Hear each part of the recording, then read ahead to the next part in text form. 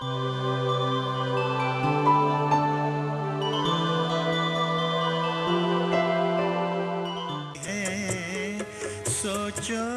तुमको कौन मिला है, सोचो तुमको कौन मिला है, कौन तुम्हारा साथी है।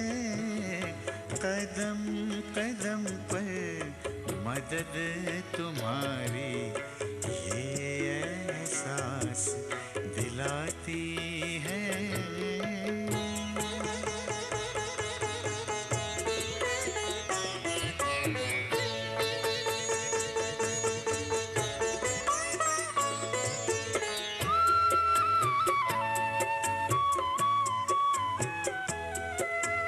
पल भर जब भी होते अकेले, पास मेरे आ जाते हो। पल भर जब भी होते अकेले, पास मेरे आ जाते हो। धीमे धीमे कानों में अनहद नाद सुनाते हो। एक किरण अनदेखी आती, एक किरण अनदेखी आती, राह दिखाकर जाती है। भरते हुए ना किसी ने देखा, पर झोली भर जाती है। कदम कदम पर मदद तुम्हारी ये एहसास दिलाती है।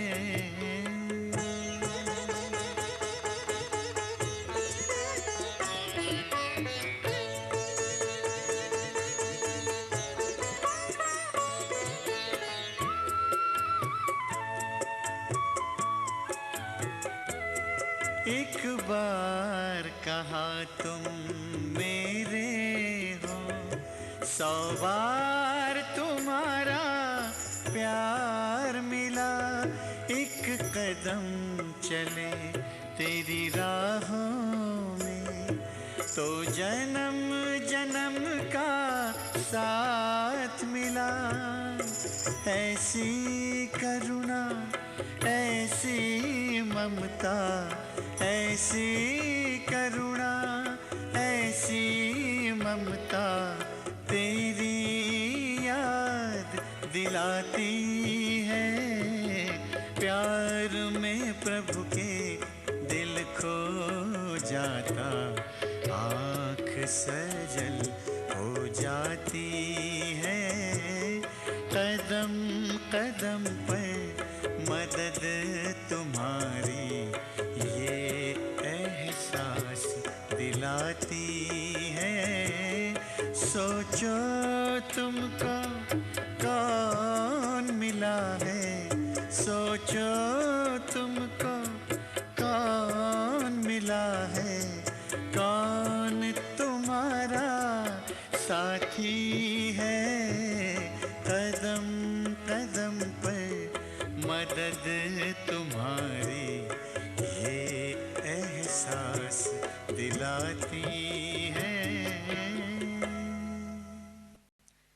ओम शांति।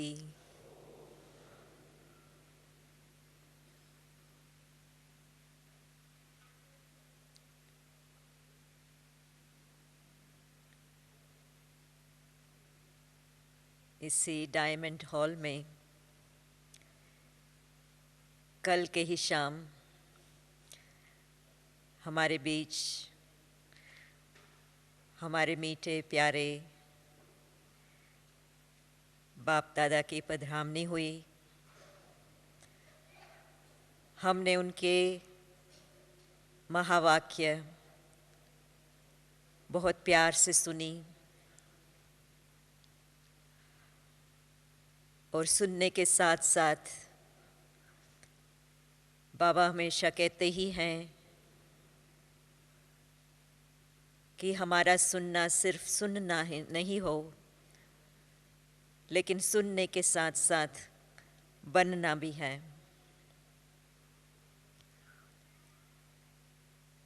बाबा जब भी कोई महावाक्य बोलते हैं तो वो महावाक्य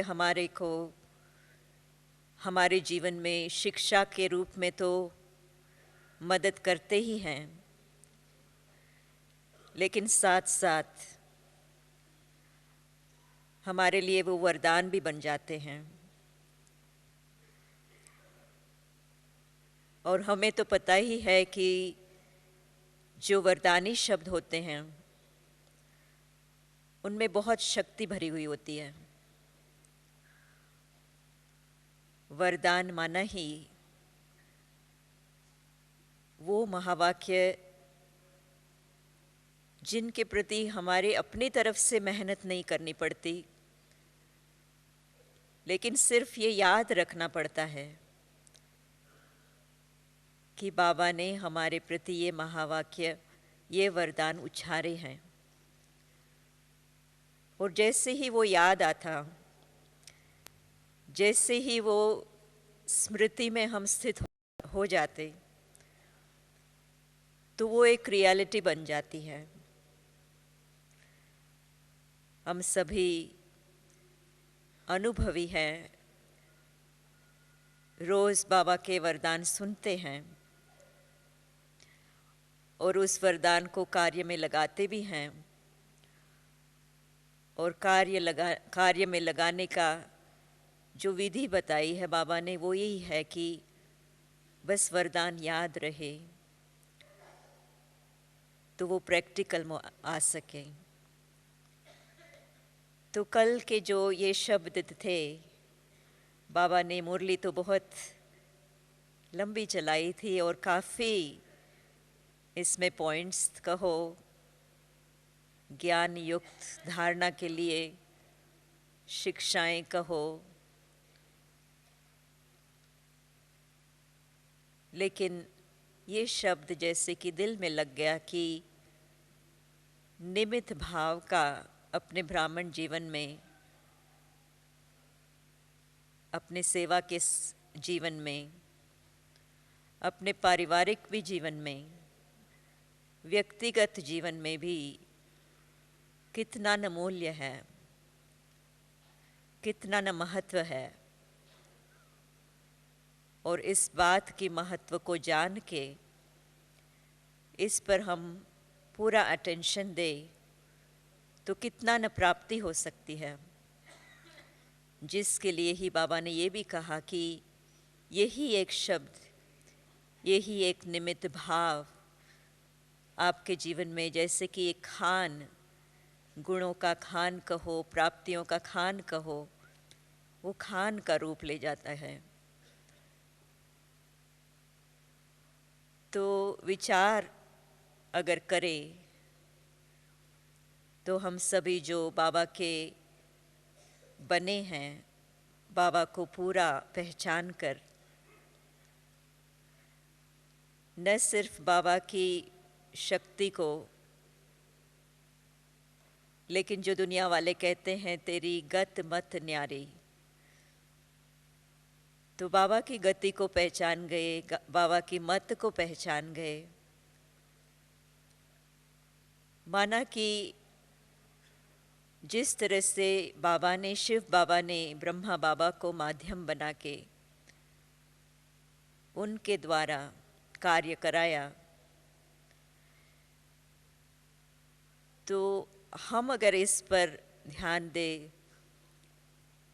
तो ये माध्यम कहो या निमित्त कहो, बाबा के कार्य के निमित्त हम ऑटोमेटिक तो नहीं बनते हैं। बाबा ने कल भी कहा दादियों के लिए कि कोई न कोई विशेषता है, इतने न गुण है, इसलिए तो निमित्त के रूप में हमारे सामने खड़े हैं। तो हमको भी आता कि हम भी क्यों न अपने में ऐसे गुणों को, ऐसी विशेषताओं को धारण करें कि हम बाबा के कार्य के लिए निमित्त बने। और अगर इन सारे गुणों को संक्षिप्त रूप में अगर हम व्यक्त करना चाहे तो यही शब्द निकलता है कि भाव जो होती है अंदर, कोई भी कार्य करते या अपने पुरुषार्थ भी जो करते, उसमें निमित्तपन का भाव हो। क्योंकि हम जानते हैं, इसके पहले भी बाबा ने मुरली चलाई थी, कि भाव जो अंदर में है, हमारा दिल में जो भाव होता है उसका कितना महत्व है। हम जिस भाव से जिस चीज़ को व्यक्त करते हैं, कहते हैं किसी के भी प्रति, तो उसी अनुसार उसकी भावना बैठती है। और जहाँ तक किसी की भावना को हम टच नहीं करते, तब तक वो बाबा के पूरे बन नहीं सकते। तो इसमें भी जब निमित्त भाव से, चाहे क्यों न बहुत ही सिंपल किसी से बातचीत भी करनी हो, तो जब तक हमारे में निमित्त भाव नहीं होती, तो लोग समझते हैं कि ये तो अपने ही चला रहे हैं। भले सच्ची बात भी होगी, ठीक बात भी होगी, ऐसे नहीं कि कोई बुरी बात आप कह रहे हैं, लेकिन उस अच्छी बात को भी धारण करने के लिए उनके मन में अच्छी भावना पैदा होनी चाहिए। तो वो भावना उत्पन्न होती है हमारे भाव से। और एक बहुत मुख्य ऐसी भाव है हमारे निमित्त भाव। आप लोग कहेंगे कि हम लोग तो परिवार में रहने वाले हैं, निमित्त भाव तो निमित्त बहनों में होना चाहिए, या निमित्त भाई जो टीचर बने हैं उनमें होना चाहिए। नहीं, मैं ऐसी मानती हूँ कि जो बाबा निमित्त भाव की बात करते हैं या कभी भी मेंशन करते हैं, तो वो थोड़ों के लिए नहीं, लेकिन जैसे जैसे बाबा के हम बने, जिस घड़ी बाबा के बने, तो उस घड़ी से लेकर के हम किसी न किसी रूप में बाबा के निमित्त बन ही जाते हैं, बाबा के कार्य के निमित्त बन ही जाते हैं। लेकिन वो निमित्त भी ऐसा अच्छा हो जिसको देख करके लोगों को लगे कि ये जिसके निमित्त बने हैं वो प्रत्यक्ष दिखाई दे कि ये अपना खुद नहीं चला रहे हैं, खुद का नहीं चला रहे हैं, लेकिन जिनका मत है, जिनकी गत है, उसको भी पहचाने। और इसमें हम देखेंगे कि बहुत सारे फायदे हैं। निमित्त माना ही कि मैं नहीं, लेकिन बाबा करा रहा है, और उसके लिए मुझे क्या करना पड़ेगा, मुझे किस तरह की तैयारी रखनी पड़ेगी। जिस तरह से हम लोग हमेशा ये उदाहरण देते हैं कि जब भी कोई म्यूज़िशियन होता है और उसके पास कुछ न कुछ इंस्ट्रूमेंट होता है, चाहे हारमोनियम चाहे वायलिन, और जब उसको बजाना होता है तो बजाना तो उसका काम है, लेकिन उसको अगर ठीक से ट्यून नहीं किया होता, स्वर नहीं ठीक होते, तो वो बजाने वाला बहुत अच्छा होगा, लेकिन जो सुर निकलेगा वो फिर भी अच्छा नहीं होगा। तो दोनों का यहाँ पर देखा जाता है कि हमारे को निमित्त बनाने वाला, हमारे द्वारा कार्य कराने वाला है बाबा, लेकिन हम किस तरह की अपनी तैयारी रखें कि बाबा ठीक तरह से अपना कार्य करा सकें, जिसको कहते हैं हम ट्यून करें अपने आप को। नहीं, ट्यून करना पहचानते हैं ना, जो हमारे गायक वगैरह होंगे, यहाँ म्यूजिशियंस होंगे, आज तो प्रोग्राम भी होने वाली है ना, रात को बजाने वाले बैठे होंगे, तो उनको पता है कि हमारी जो इंस्ट्रूमेंट है उसकी इतनी ही वैल्यू है। एक बार हमारे पास कोई बहुत अच्छे सितार बजाने वाले आए थे और उन्होंने अपने साथ अपने सितार लाए थे। तो हमने सिर्फ उनको पूछा कि आप कितने लोग आए हो, और हमको तो लगा कि आप अकेले शायद आए होंगे। तो उन्होंने कहा कि नहीं, मैं और मेरा सितार, जैसे कि कोई व्यक्ति अपने साथ हो तो उसका परिचय करा रहा था कि ये मैं और मेरा सितार। तो हम बच्चों को भी ऐसी अपने में एक प्राइड होनी चाहिए, नशा होनी चाहिए कि बाबा हमको भी सारी दुनिया में दिखा सके कि मैं और मेरे बच्चे, जिसके लिए बाबा ने नहीं अभी 2 साल से कह रहे हैं कि जब तक कि बाबा की प्रत्यक्षता होगी, लेकिन उसके पहले तो शक्तियों की प्रत्यक्षता होनी चाहिए, जो निमित्त बन करके भगवान के कार्य में आगे अपना कार्य, बाबा के कार्य कर रहे हैं। तो कहने का मतलब है कि हमारा जीवन, हमारी तैयारी, हमारी ट्यूनिंग इतनी ज़रूरी है कि हम बाबा को इशारा दे कि बाबा आप जब चाहो, जैसे चाहो, जहाँ चाहो मुझे यूज़ कर सकते हो। तो वो आता है निमित्त भाव से कि मैं सिर्फ निमित्त हूँ, आप हो कराने वाले, आप हो करावनहार, और मैं करने वाली सही, लेकिन कराने वाले नहीं होते तो मैं करने वाली क्या करती। तो मैं करने वाली अपने कर्मों को, अपने हाथों को, अपने पैरों को, अपने आँखों को, अपने कानों को, अपने बुद्धि को, अपने मन को, संस्कार को ऐसा ठीक रखूं कि जब चाहे जो चाहे बाबा करवा सके। तो मैं निमित्त हूँ बाबा के कार्य की, और कैसा कार्य, ये बहुत ऊंचा कार्य है, बहुत श्रेष्ठ कार्य है। बाबा ने कल भी हमको श्रेष्ठ बच्चों के रूप में देखा, पूजनीय के रूप में देखा, पूर्वज के रूप में देखा। तो ये बहुत श्रेष्ठ जैसे कि पोजीशन है, क्योंकि काम जो करना है वो बहुत श्रेष्ठ है। तो मैं अगर निमित्त भाव से अगर कोई काम करूं तो क्या क्या उसमें रिजल्ट दिखाई देंगे मुझे।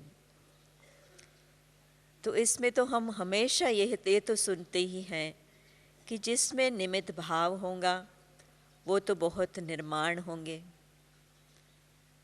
निर्माणता जो कि बाबा के कार्य के लिए, निर्माण के कार्य के लिए बाबा बहुत इस क्वालिटी को आगे रखते हैं कि निर्माणता नहीं तो निर्माण भी नहीं हो सके। अच्छा अच्छा कहेंगे लेकिन निर्माण नहीं होगा। आजकल दुनिया में देखा जाता है, समाज में भी देखा जाता है, कहीं भी जाओ तो अच्छे काम करने वाले बहुत होंगे, लेकिन मैंने किया, मुझे करना है, मुझे नाम मिले, मुझे शान मिले, इस भाव से करेंगे। चाहे बाहर से व्यक्त नहीं करेंगे, लेकिन सूक्ष्म में ये भाव ज़रूर होगा। मैंने इतना किया और मेरे को एक शब्द तक भी मुझे कोई थैंक्स नहीं कहा या अप्रिशिएट नहीं किया, ज़रूर अंदर में चलेगा, ज़रूर संकल्प मात्र भी चलेगा। और यहाँ पर बाबा के बच्चों को बाबा ऐसी तैयारी करा रहे हैं कि संकल्प मात्र में भी हमको ये नहीं चले कि ये हमने किया। और बाबा के हर एक बच्चे के मुख से क्या निकलता है, बाबा ने कराया, बाबा ने कराया, बाबा ने कराया। तो ये सिर्फ कहने मात्र हम नहीं कहते बाबा ने कराया, लेकिन करने के समय भी अंदर में आता है। और करने से पहले भी, एक तो है कि करने से पहले हम क्या सोचते हैं। अगर करने से पहले हम ये याद नहीं रखते कि बाबा को करवाना है, तो हमारी बहुत सोच चलेगी। ये सुनाना है, ऐसा करना है, वैसा करना है, बहुत प्लानिंग करेंगे, लेकिन मुख्य मुख्य बात भूल जाएंगे। और अगर ये याद रखेंगे कि बाबा को कराना है, तो हमारी बुद्धि एकदम प्लेन रहेगी। हमारी दादी हमेशा कहती है कि एक है प्लान बनाना और दूसरा है अपने बुद्धि को बिल्कुल प्लेन रखना, जिससे कि बाबा उस पर लिख सके या बाबा उस पर अपना जो प्लान है वो बना सके। तो कहने का मतलब है कि न सिर्फ करने के समय या करने के बाद, लेकिन करने से पहले भी हमको ये याद रहे कि कौन करवाने वाला बैठा है और कौन हमें निमित्त बना रहा है। और फिर तो करते टाइम याद रहेगा ही, और करने के बाद फिर हम उसको अप्रिशिएट कर सकेंगे कि बाबा ने देखो कैसी कमाल कराई। तो फिर कहने मात्र नहीं रहेगा। तो कहने का मतलब है कि करते करते, निमित्त भाव से करते करते, एक तो है निर्माणता का गुण कि अपने को निमित्त समझने से, निमित्त भाव से कोई भी कार्य करने से, निर्माण का जो कार्य जिसमें निर्माणता का गुण बहुत मुख्य है, अहम भाव जिसमें नहीं है, मान शान की इच्छा ज़रा भी नहीं है जिसमें, तो वो हम अपने आप में ला सकते हैं। और ये बहुत बहुत ज़रूरी है। भले हमारे में बाकी कुछ भी कुशलता नहीं होगी, बोलने की इतनी जैसे कि विशेषता नहीं भी होगी, लेकिन ब्रह्मा कुमार कुमारियों में एक ये ज़रूर कहते हैं, ये लोग कितने न निर्माण हैं। तो जिस आकर्षण से लोग आने लगते हैं, भले उनको लगता है कि और भी कुछ अच्छी तरह से समझा सकते हैं, लेकिन फिर भी उनको लगता है नहीं, ये अपनी तरफ से नहीं कह रहे हैं, लेकिन किसी और की तरफ से कह रहे हैं। और वो कोई और कौन है? वो तो हमको मालूम ही है कि परमात्मा है। भले परमात्मा उनको नहीं पहचानते, लेकिन इतना ज़रूर पहचानते, ये अपना नहीं चला रहे हैं। कि कहते हैं ना कि कोई शक्ति उनको चला रही है, कोई ये बाबा भी नहीं हमेशा एग्जाम्पल देता है। अभी वहाँ तक पहुँचना है कि हम बाबा को प्रत्यक्ष करें, लेकिन इतना ज़रूर है कि हमारे में अपनी जो भाव है मैंपन की और मेरेपन की, वो बाबा हमेशा आजकल देखा जाता है कि बार बार दोहरा रहे हैं कि मैंपन नहीं हो, मेरापन नहीं हो। अलग अलग रूप से बाबा की सारी जो मुरली चली है इस साल की, पिछले साल की, उसमें बाबा ने बार बार निरहंकारीपन के लिए इशारा दे रहे हैं। तो एक तो निर्माणता, दूसरे तो आप देखेंगे कि हमारे में कई ऐसे भाई बहन हैं जो बाबा के पहले बनने के पहले हमारे में कुछ भी न करने की, न बोलने की, न सोचने की कुशलता थी, लेकिन बाबा के बनने के बाद, बाबा के कार्य में निमित्त बनने के बाद, वो कुशलता तो धीरे धीरे आती है, लेकिन पहले पहले तो आती है अपने में आत्मविश्वास, जो विश्वास पहले बिल्कुल ही नहीं था कि मैं ये काम कर सकती हूँ। लेकिन अभी बाबा ने हमको निमित्त बनवा के अपने आप में ये विश्वास बिठाया है कि अंदर में, आत्मा में कई ऐसी कुशलताएं हैं, योग्यताएं हैं, विशेषताएं हैं जो अभी तक हमने यूज़ नहीं की। और कहीं न कहीं से आप देखेंगे कि वो धीरे धीरे जैसे कि अपने में आत्मविश्वास उत्पन्न होता है और आगे भी बढ़ सकते हैं। तो ये बहुत बड़ी बात है आजकल की दुनिया में। कहीं भी आप जाओ, कुछ भी करने के लिए जाओ, छोटी सी इंटरव्यू भी होगी, आप लोगों की जॉब की इंटरव्यू होती है ना, तो आप लोग जाते हैं तो संकल्प चलता है क्या क्वेश्चन पूछेंगे, मेरे को आंसर करने को मिलेगा कि नहीं, जॉब मिलेगा कि नहीं, कितना ने अपने में संशय उठता है कि मैं कर सकूँगा कि नहीं, मैं इतना ऊंच है, मेरे लायक है कि नहीं। तो बाबा कहते हैं कि नहीं, ये बात नहीं सोचो, अपने को निमित्त समझो। भले हम कहते हैं ईश्वरीय सेवा में तो निमित्त है ही, लेकिन व्यक्तिगत अपने जीवन में भी ये सोचे, ये समझे कि जो भी हम कार्य कर रहे हैं हम निमित्त बन करके कर रहे हैं, और बाबा कहीं ना कहीं से कुछ न कुछ रूप से हमारे से सेवा लेगा ही। चाहे बाहर के रूप में, स्थूल के रूप में हमको ये सेवा नहीं दिखाई दे रही है, लेकिन कई बार देखा जाता है जिस रूप से हमारा व्यवहार रहता है, हमारे बातचीत करने का ढंग रहता है, और अपने आप को चलाने का भी जो रूपरेखा रहती है, उसको देखकर बहुत लोग चकित हो जाते हैं। आप इतने शांत कैसे बोलते हो, इतनी बड़ी इंटरव्यू है और आप तो इतने शांतचित होके बैठे हो और इतने आराम से अपने आंसर्स दे रहे हो। नहीं, कोई भी समय कुछ भी बात में बाबा किसी को भी टच कर सकता है।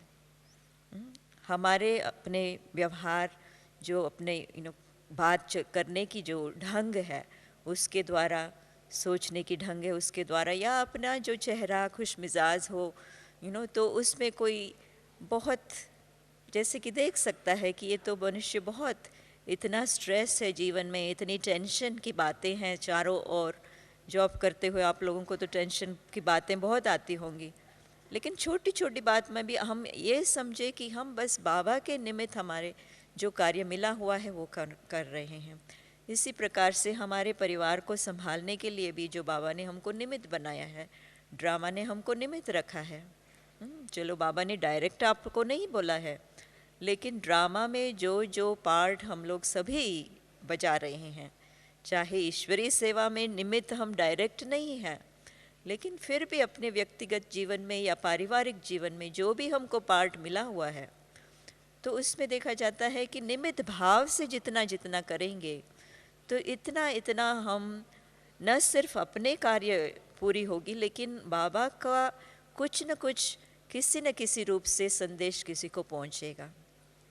भले हम मुख से बोले भी नहीं, लेकिन हमको देखने से लोग चकित खाएंगे कि ये कैसे ये काम कर रहे हैं, कितनी शांति से कर रहे हैं, कितनी अच्छी तरह से एक्यूरेट कर रहे हैं। तो इस तरह से देखा जाता है कि निमित्त भाव सिर्फ हम बहनों भाइयों के लिए नहीं है जो ईश्वरीय सेवा के निमित्त हैं, लेकिन सबके लिए ही ये भाव ऐसे अंदर में हो कि हम निमित्त मात्र ही ये कर रहे हैं। ये एक है निमित्त भाव, और दूसरा है निमित्त मात्र। बाबा हमेशा कहते हैं ना कि निमित्त मात्र ये काम करो। ऐसे नहीं कि बस ये काम करने से ही हमको ये पोजीशन मिलेगा, वो मिलेगा, तो बहुत फिर टेंस हो जाते हैं उसमें। लेकिन निमित्त मात्र करने से फिर क्या होता है, डिटैच होके करते हैं। हर एक बात अच्छी लगती है कि जो करना है वो हमको सामने आता है कि नहीं ऐसा करना है, ऐसा करना है, युक्ति युक्त होकर भी फिर चल सकते हैं। तो इसमें क्या है कि ये देखा जाता है कि ये बहुत बड़ी चीज़ है, आत्मविश्वास एक तो पैदा होना, और दूसरा कि निश्चय, किसी भी बात में निश्चय, जहाँ तक 100% निश्चय नहीं हो, हमको तो मालूम ही है कि सफलता नहीं होती, विजय नहीं प्राप्त कर सकते, लेकिन निश्चय भी तब बैठता है कि जब हम अपने को निमित्त समझ के बाबा को करावनहार रखते हैं सामने।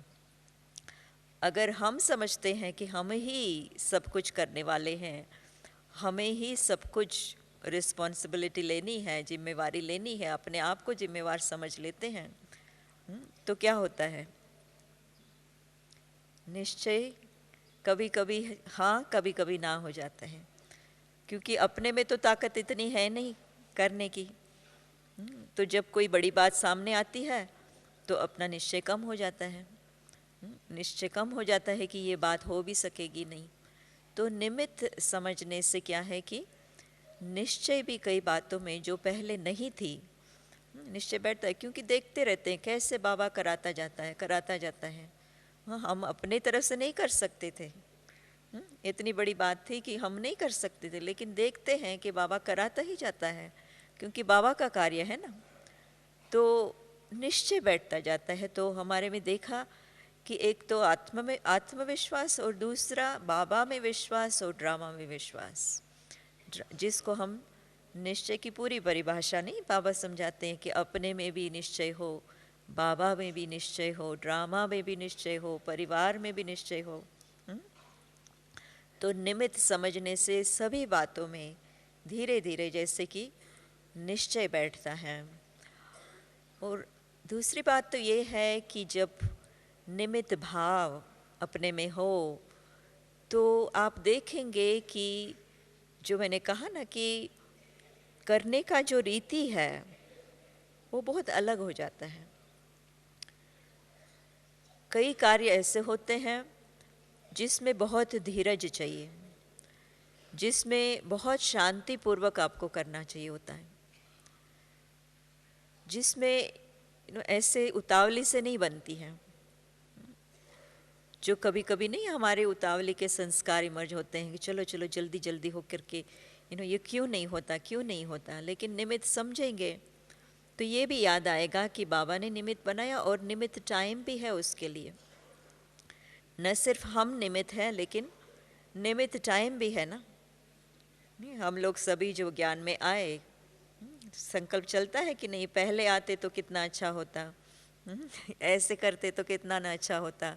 संकल्प तो चलता है ना, लेकिन हमको पता है अभी, भले हमने स्वीकार दिल से नहीं किया हो कई बार, लेकिन बुद्धि से तो जानते हैं ना कि जो भी ड्रामा में हो रहा है वो एक्यूरेट है ना। तो एक है अपने को निमित्त समझना और दूसरा है समय को भी पहचानना और निमित्त जो समय है उसको भी सम्मान देना। तो उसमें क्या है कि बहुत अंदर में एक धीरज की क्वालिटी होनी चाहिए, धैर्यता की क्वालिटी होनी चाहिए, शांतिपूर्वक कोई भी कार्य करने की हमारे गुण होने चाहिए, वो हमें हम ला सकते हैं। तो गुण जो शांति है, जो धैर्यता है, तो वो आती जाती है अपने को निमित्त समझने में। सबसे बड़ी बात तो ये है कि बाबा आजकल हमको इशारा कितना दे रहे हैं कि अपने को स्वमान में रखो। नहीं, बाबा ने कल भी हमको पूछा कि अपने को जो पूर्वज हैं, पूज्य हैं, इस स्वमान में रहते हो, स्वमान के नशे में रहते हो। तो निमित्त भाव जहाँ है वहाँ ऑटोमेटिक स्वमान होगा। उसके लिए हमको पुरुषार्थ नहीं करनी पड़ेगी, जिसके लिए कई लोगों को बहुत मुश्किल लगता है कि अपने स्वमान को हम कैसे जारी रखें। लेकिन कार्य करते समय और कुछ भी अपने कार्य व्यवहार में, संबंध में अपने को निमित्त समझेंगे, निमित्त भाव से करेंगे, तो क्या होगा कि ऑटोमेटिक अपने प्रति स्वमान बैठेगा कि मैं किस कार्य के निमित्त हूँ, ऐसे वैसे कार्य के लिए निमित्त नहीं हूँ, किसके निमित्त हूँ, किसने मुझे निमित्त बनाया। तो ये बाबा याद आएगा कि बाबा ने मेरे को निमित्त बनाया। ये भी हमको नहीं सोचना है कि मैं निमित्त हूँ, उसमें भी अहम भाव आ जाता है। लेकिन किसने निमित्त बनाया, किस कार्य के लिए निमित्त बनाया और किस टाइम पर निमित्त बनाया। इतना सुहावना श्रेष्ठ संगम युग का समय है, राइट। दूसरा कोई भी समय होता तो हम नहीं बन सकते। समय की जो परिभाषा बाबा ने समझाई है कि इतना ऊंच श्रेष्ठ समय है, ऊंच भगवान है जो भाग्य विदाता है, तो उन्होंने हमको निमित्त बनाया है, भगवान ने निमित्त बनाया है, बाबा ने निमित्त बनाया है। तो स्वमान ऑटोमेटिक बैठेगा। और जहाँ पर स्वमान है आप तो देखेंगे ही कि क्या होगा, सम्मान दे सकेंगे किसी को भी, जो आजकल बहुत मुश्किल है। कोई भी, चाहे परिवार में देखो, चाहे अपने ऑफिस में देखो, अपने समाज में देखो, फ्रेंड सर्कल में देखो, रिस्पेक्ट देकर एक दूसरे से बात करें, चाहे छोटी सी भी बात होगी, लेकिन रिस्पेक्ट देना बहुत बड़ी चीज़ है जो आजकल दिखाई नहीं देता है। तो लेकिन बाबा के बच्चों में आप देखेंगे कि बहुत ही स्वमान भी और सम्मान देने का भी गुण है, जिसके लिए बाबा ने कहा ना कि निमित्त भाव से कितने गुण, कितनी प्राप्तियाँ, कितनी खान है, माना कि कितने न उसमें से प्राप्ति होगी, कितने न गुण उसमें समाये हुए हैं। ऐसे नहीं कि सिर्फ एक गुण है निमित्त भाव, लेकिन उसमें से आपको कई जैसे कि गुण निकलेंगे। तो एक है सम्मान देना, क्योंकि क्या है, किसी ने और अपने आप को ऊंचा समझ लिया, बड़ा समझ लिया, तो हम तो अंदर में जानते ही हैं कि हम भी तो कोई बड़े नहीं हैं, क्योंकि बाबा बड़ा बैठा है ना। बड़ा बाबा हमको हमको बड़ा बना रहा है या तो कार्य करा रहे हैं। तो निमित्त भाव से धीरे धीरे हम ऑटोमेटिक अफेक्ट नहीं होंगे। किसी का भी कोई क्रोध होगा, कोई हम भाव से कोई बात करेगा तो हम अफेक्ट नहीं होंगे, उल्टा उसको सम्मान दे सकेंगे। आप ही चलो आगे, आप ही की नाम हो, आप ही की, क्योंकि बाबा हमारा हर एक कर्म है बाबा के साथ हिसाब किताब। हमें कोई ज़रूरी नहीं है कि कोई पहचाने, कोई नाम दे, कोई शान दे। नहीं, निमित्त माना ही हमारा कर्म का हिसाब किताब है बाबा के साथ। बाबा देख रहा है, बाबा करा रहा है, बाबा के पास हमारे सारे अकाउंट बुक हैं। और हम कौन है, किस भाव से कर रहे हैं, किस भावना से कर रहे हैं, कौन सी भावना हम दूसरों में डाल रहे हैं, सब कुछ बाबा जानता है। कल भी नहीं बाबा ने कहा कि बाबा सब कुछ जानता है। तो इसलिए क्या है कि सम्मान की जो भावना है, देने की भावना और स्वमान में रहने की जो भावना है, वो हमारे साथ साथ रहेंगी। तीसरी बात कि हमारे पास कई लोग देखते हैं कि आप लोगों का काम कितना एक्यूरेट कैसे चलता है। एक्यूरेसी बहुत है ना, बिल्कुल जिस टाइम पर जो होना चाहिए, जो होना चाहिए ऐसे ही। तो जैसे मैंने कहा कि हमारी जब बुद्धि नहीं चलती है तो बाबा की टचिंग होती है, तो एक्यूरेसी तो आएंगी ही ना उसमें। तो ऐसे हम लोग देखेंगे कि बहुत बहुत गुण हैं। और उसमें भी मुख्य मैंने देखा है कि जब भी बाबा का जो कार्य करना है और जिसमें कोई न कोई रचनात्मक अपनी क्वालिटी की ज़रूरत होती है, गुण की ज़रूरत होती है, तो हम कहते हैं कि जितना हम अपने को बिल्कुल निर्माण समझ के, निमित्त समझ के बैठेंगे, बाबा खुद वो संकल्प दिलाएगा कि ऐसे करो, ऐसे करो, ऐसे करो। जैसे मैंने पहले भी बताया कि कभी कभी हमारी बुद्धि बहुत चलती है ना, तो उसमें जो सच्ची क्रिएटिविटी जो है वो नहीं निकलती है। रचनात्मक माना कि अपनी ओरिजिनल क्रिएटिविटी नहीं होती है। हाँ, ऐसा करना चाहिए, ऐसा करना चाहिए, बुद्धि से काम लेते हैं, लेकिन हमारे अंदर जो रचनात्मकता जो है वो नहीं निकलती है। तो हमने देखा है कि जितना हम बस बाबा को अगर कराना है तो कराना है, लेकिन हमको क्या करना है, योग युक्त ज़रूर रहना है, बाबा की याद में ज़रूर रहना है, अपने बुद्धि को शांत ज़रूर रखना है, साफ़ ज़रूर रखना है, दिल को साफ़ ज़रूर रखना है। जो जो क्वालिटीज़ हमारे में, मन में, बुद्धि में, दिल में रखनी चाहिए वो ज़रूर तैयारी रखेंगे, इंस्ट्रूमेंट को ट्यून करेंगे, लेकिन बहुत बुद्धि नहीं चलाएंगे। तो इस तरह से देखा जाता है और बहुत अच्छी अच्छी बातें निकलती है और बहुत अच्छी अच्छी फिर प्रोग्राम्स भी बनते हैं और जो छोटा सा भी कुछ डिसीजन लेना होगा, लेकिन ठीक डिसीजन ले सकेंगे, निर्णय कर सकेंगे कि बस यही करना है, ये नहीं करना है। तो ये है अपने को निमित्त समझने से। बाकी तो ऐसे आप देखेंगे तो और इसके ऊपर विचार सागर मंथन करेंगे और अपना अनुभव भी देखेंगे तो बहुत सारे गुण आपको भी नज़र आएंगे कि अपने को निमित्त समझकर चलने से रोज़ की जो ज़िंदगी है हमारी, अपने लाइफ स्टाइल में बहुत सारी बेनिफिट्स आपको दिखाई देंगे।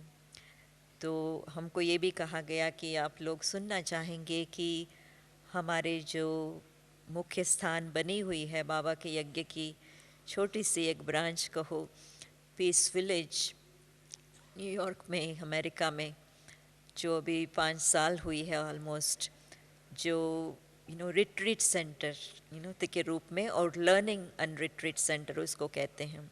न सिर्फ रिट्रीट सेंटर लेकिन लर्निंग सेंटर भी साथ साथ, जहाँ पर एजुकेशन भी प्राप्त हो सकती है, शिक्षा भी मिलती है स्पिरिचुअल हमारी। तो वो 5 साल से पीस विलेज के नाम से बाबा का बहुत मुख्य और सुंदर स्थान बना हुआ है 300 एकड़ की ज़मीन पर, जिसको 4 साल पहले जब दादी जी आई थी तो उसको मधुबन ऑफ द वेस्ट कह के बहुत खुश हुई थी कि उस तरफ जो लोग रहते हैं जो मधुबन तक नहीं पहुंच सकते, उसके लिए जैसे ही मधुबन एक बहुत शांत, बहुत पवित्र स्थान बना हुआ है बाबा के हाथ से, खुद के हाथ से, और ये तो हम समझते ही हैं कि बाबा का मुख्य यज्ञ का स्थान है, लेकिन दादी जी जब आई तो वहाँ पर भी ऐसी ही पहाड़ी, चारों तरफ पहाड़ी, और जब ऊपर भी चलते हैं ना तो ऐसे ही जैसे कि माउंट आबू चलते समय नहीं, इन्होंने चारों ओर पहाड़ी पहाड़ी, तो सबको ये फीलिंग आती है कि हम जैसे कि आबू चल रहे हैं। जो हमारे बाबा के बच्चे हैं उनको तो यही फीलिंग आती है कि बस ये भी जैसे कि मधुबन हम जा रहे हैं, मधुबन हम जा रहे हैं। तो हर साल हर साल हम लोग जब भी अप्रैल का महीना होता है, बाबा की सीज़न पूरी होती है, तो अप्रैल में हम लोग एक रिट्रीट करते हैं जिसको हम मधुबन एक्सपीरियंस कहते हैं। मधुबन के जो जो अनुभव रहे सारे सीज़न के, जो जिसने जिसने जो लुटाई, वो सब आके शेयर करते हैं कि ऐसे हम भी करेंगे। बाबा की वाणियाँ रिपीट होती है, भट्टियाँ चलती है, क्लासेस भी उसी टॉपिक्स पर चलती है, और जो जगह जगह पर हमने बहुत स्पेस है ना, तो कई बाबा का जो कमरा बनता है बिल्कुल मधुबन का बाबा का कमरा जैसा, खटिया लगाते हैं उसमें, फिर बाबा की वो बेडिंग लगाते हैं, तो सिर्फ सबको ये फीलिंग आती है कि ये तो जैसे सचमुच बाबा का कमरा है। और बाबा की कुटिया की भी एक जैसे कि एक नमूना बनाते हैं। इस तरह से फीलिंग आती है कि जो यहाँ तक नहीं पहुँच सके, आप लोग तो जानते ही हो कि दूरी तो एक चीज़ है, लेकिन दूसरा आजकल वीज़ा के भी प्रॉब्लम्स बहुत है ना, तो कई लोग ऐसे हैं जो मधुबन तक नहीं पहुंच सकते। एक तो है पैसे की, दूसरी है देरी की, जो टाइम नहीं मिलता उनको, जॉब से वेकेशन नहीं मिलती, और तीसरी बात कि वीज़ा नहीं मिलता यहाँ तक पहुँचने के लिए। कई लोग ऐसे भी रहे हुए हैं ना वहाँ पर। तो सबके प्रति हमारा ये कार्यक्रम ज़रूर चलता है, मधुबन एक्सपीरियंस करके। दूसरा, हम लोग ब्राह्मणों के लिए साल भर में 3-4 और बड़े बड़े रिट्रीट्स करते हैं, जहाँ धूमधाम से कोई न कोई टॉपिक पर विशेष अलग अलग अनुभव करने के लिए टॉपिक रखते हैं। और आजकल अभी लास्ट ईयर में बहुत सुंदर एक प्रोग्राम बना हुआ था, और उस टाइम पर अपनी एक बहुत अच्छा अनुभव सबका रहा कि वो नवरात्रि का समय था ना, तो नवरात्रि के समय पर 9 देवियों का तो होता ही है, लेकिन हर एक को अपने अपनी मुकुट मिले, जैसे कि हम लोग सभी भी जैसे कि देवी देवता तो बन रहे हैं, लेकिन अभी भी वो फीलिंग आए। तो इस तरह से देखा जाता है कि जितना जितना हम फीलिंग क्रिएट करते हैं ना लोगों में, भासना जितना दे सकते हैं, उतना अच्छा लगता है लोगों को। दूसरा, हमारे यहाँ फिर होता है कि बाहर वालों की रिट्रीट, कि जिसमें काफ़ी सारी वैरायटी होती है। वैरायटी इस तरह से कि जो बिल्कुल नए हो, जो बिल्कुल कुछ भी नहीं जानते हो, सिर्फ थोड़ा सा जानना चाहते हैं कि हम लोग क्या करते हैं, मेडिटेशन कैसे करते हैं, उनके लिए रिट्रीट। और दूसरे जो थोड़े से आगे बढ़ चुके हैं और थोड़ा और जानना चाहते हैं, उनके लिए रिट्रीट। फिर महिलाओं के लिए हमारे उसमें 3-4 बार तो महिलाओं के लिए सिर्फ रिट्रीट करते हैं, जिसको हम 4 फेसेस ऑफ वुमन कहते हैं। 4 फेसेस, एक तो ये फेस है, दूसरा 4 फेसेस ऑफ वुमन कहते हैं। तो ऐसा रिट्रीट बहुत पॉपुलर हो जाता है। फिर फैमिलीज़ के लिए रिट्रीट करते हैं, अलग अलग इंडियन कम्युनिटी के लिए अलग, फिर स्पेनिश कम्युनिटी के लिए अलग, कैरेबियन कम्युनिटी, अलग अलग ऐसे कम्युनिटीज़ के लिए अलग अलग रिट्रीट करते हैं। क्योंकि एक तो है भाषा, लेकिन दूसरी है कल्चर। हर एक कल्चर की अपनी अपनी जो समझ है, बिलीफ है, उसके अनुसार हमको समझाना होता है ना, तो उस तरह से वो रिट्रीट करूँ। और बाकी तो कई ऐसे रिट्रीट्स हैं जो बाबा नहीं कहते हैं कि ऐसे माइक्स तैयार करो, ऐसे लोगों को तैयार करो। तो थोड़ी सी ऐसी रिट्रीट्स होती हैं जो सिर्फ VIPs या IPs की रिट्रीट्स होती है, जो मीडिया वालों की आजकल हम लोग करते हैं, images and voices of hope करके। जो मीडिया वाले हैं ना, तो उनके प्रति खास करके उनको आपस में बिठाते हैं और उनसे पूछते हैं कि आप क्या समझते हो, कि आपकी क्या जिम्मेवारी है, जो आप लोग न्यूज़ दिलाते हो, दिखाते हो, उसमें आप क्या समझते हो कि आपकी कॉन्शियंस क्या कहता है कि आपको क्या करना है। हम लोग नहीं सुनाते हैं, लेकिन उनमें से हम प्रश्न पूछते हैं और वो अपने आप अंदर की खोज करते हैं कि हमारा मन, हमारा विवेक क्या कहता है। वहाँ के लोगों को ऐसी है कि हम लोग सुनाएंगे ना तो वो लोग नहीं मानेंगे, वो लोग रिवोल्ट करेंगे कि आप लोग कौन हो सुनाने वाले। लेकिन अपने आप को वो बुद्धि चलाए, विवेक चलाए और अपने अंदर की बात बाहर निकले, वो खुद रियलाइज़ करे कि हमको और भी रिस्पॉन्सिबिलिटी लेनी चाहिए पॉजिटिव न्यूज़ देने के लिए। तो इस तरह से देखा जाता है कि क्लासेस तो होते ही हैं, मेडिटेशन के लिए काफ़ी डायरेक्शंस तो मिलते ही हैं, लेकिन साथ साथ उनके वर्कशॉप्स वगैरह की जो सेटिंग होती है और अपने को अंदर में देखने के लिए जितना हम साइलेंस टाइम देते हैं, आप चकित खाएंगे कि बाहर वालों की रिट्रीट होती है, सिर्फ साइलेंस रिट्रीट उसको कहते हैं। तो 2 दिन तक वो बोलते बिल्कुल नहीं हैं, बिल्कुल नहीं बोलते। चले भले वो ब्राह्मण नहीं है, इतना ज्ञान भी नहीं है, लेकिन बहुत साइलेंस को पसंद करते हैं, क्योंकि उनको लगता है कि कुछ उनको प्राप्ति हो रही है अंदर से, क्योंकि सारा टाइम शहर का जीवन, बाहर की बातें, इतनी बाहर मुक्ता, टेंशन, ये वो। एक तो अच्छी है कि पीस विलेज जब पहुंचते ही हैं तो तुरंत उनको फीलिंग आती है कि नहीं, कैसी अच्छी जगह पर, सुंदर जगह पर, जैसे कि भगवान ने उनको भेजा है, ये फीलिंग आती है। लेकिन कहने का मतलब है कि हर एक रिट्रीट में हम साइलेंस का पीरियड ज़रूर रखते हैं। चलो इतने घंटे से इतने घंटे तक, सारी संडे मॉर्निंग हम लोग कहेंगे कि सारा मॉर्निंग हमको बस साइलेंस पे रह के भोजन करना है, ब्रेकफास्ट करना है। तो उनको वो बात बहुत अच्छी लगती है और बहुत अच्छी अच्छी रियलाइजेशंस उनको होती है। कहने का मतलब है कि वहाँ के लोगों को योग, साइलेंस, मेडिटेशन, ये सब बातें बहुत बहुत प्यारी है। तो इसलिए बाबा ने जो स्थान दिया है वो बहुत अच्छी तरह से यूज़ भी हो रही है और आगे भी यूज़ होने वाली है, मैं समझती हूँ।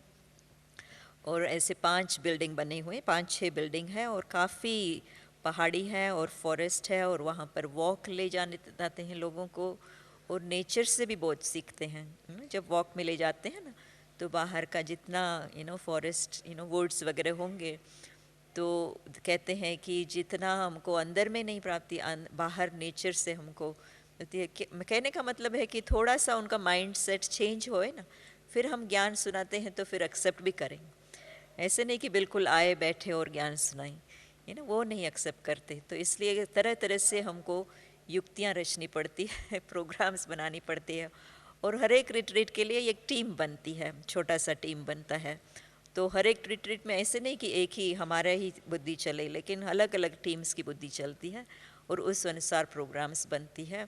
और इससे के फ़ायदा क्या है कि हम लोगों को भी अच्छा चांस मिलता है, बुद्धि यूज़ हो जाती है, अलग अलग टीम से अलग अलग लोगों को चांस मिलता है आगे बढ़ने के, सेवा के लिए। और कई लोग तो संपर्क वाले, कई बार तो हम लोग संपर्क वालों को भी कहते हैं आप लोग भी हमको मदद करो कि कैसे हम प्रोग्राम बनाएं। तो इस तरह से बाबा के बेहद के कार्य में पीस विलेज में एक छोटा सा अंश है। तो हम सुनाना चाहते थे कि आप चलो आप में से कितने लोग वहाँ पहुँचेंगे नहीं, लेकिन अपनी दिव्य दृष्टि से तो पहुँच सकते हैं ना पीस विलेज से। तो आप सबको खुला निमंत्रण है। ओम शांति।